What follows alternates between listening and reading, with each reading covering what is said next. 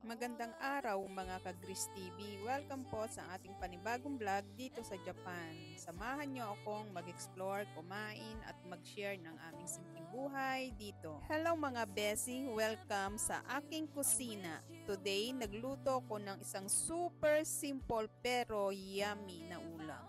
Kinamatisang aji fish with gulay at bawang na bonggang-bongga. So eto na nga, una naglagay ako ng napakaraming mantika, as in madaming mantika kasi magpapa-crispy tayo. Niluto ko muna yung bawang kasi kung walang bawang, sorry na lang, walang gana. Tapos, pinirito ko ang talong hanggang golden at toasted. Parang balat ko pag summer, char!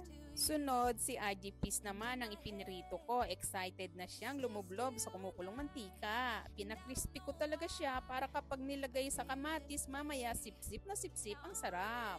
Habang pinipirito pa nga siya, amoy palang ulam na. Saan ka pa? Next, nagisa na ako ng sibuyas, tapos ibinalik ko yung nilutong bawang para may layer, drama ang flavor. Pagkatapos, binaksak ko na maraming kamatis as in, hindi lang pampakilig, pang sabaw pa. Walang tubig to ha, katas ng kamatis lang ang bumubuhay sa recipe na to. Nilagay ko na rin ang string beans para may konting crunch kasi di pwedeng puro lambot, dapat may konting labanan.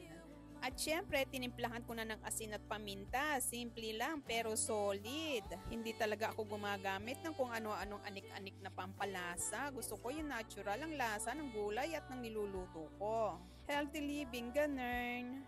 After that, binalik ko na si Peace sa sabaw para ma-absorb niya ang katas ng love triangle, kamatis, bawang at sibuyas. Exciting ang love triangle, di ba mga besi? Alam nang may jowa, nakikisaw-saw pa o di ba madrama ang buhay. Then, ang last pa boom, ang talong inilagay ko sa ibabaw parang queen na binibihisan ng tomato love. At syempre, last but not the least, more garlic on top. Kahit hindi siya ang bida, lagi siyang naka-eksena. O, diba? Always nandyan ang ating bawang.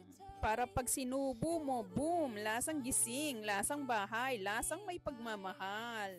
At tara na, kainan na! Ang ulam na ito ay pwede sa umagahan, tanghalian at hapunan o pang-iwas sa sadness. Kasi pag ganito kasarap ang ulam mo, kahit wala kang jowa, happy ka pa rin. Kain na mga besi, tag mo if you try it, or better yet, halika dito sabay tayong kumain. Pag natikman mo ang luto kong ito, kahit ilang beses kang na broken heart, mas pipiliin mong kumain kesa umiyak. Salamat po sa panunood mga ka-Gris TV. Huwag kalimutang i-like, share at mag-subscribe. Kita-kita!